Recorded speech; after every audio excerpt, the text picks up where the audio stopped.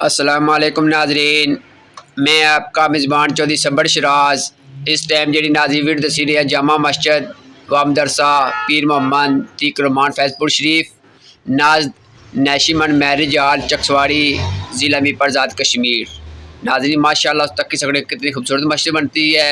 सब तो पहले दुआ करने कि अल्लाह ताला पीर मोहम्मद तीक रहमान साहब जिन्हें फैज़पुरी शरीफ ने अल्लाह ताला ने जन्नत तरफ में और आजी खादम हुसैन फैज़पुरी अल्लाह पाक उन्हें जन्नत तरफ में आमीन सुम आमीन। नाजरीन माशाल्लाह से तक किसी मस्जिद कितनी खूबसूरत बनती है।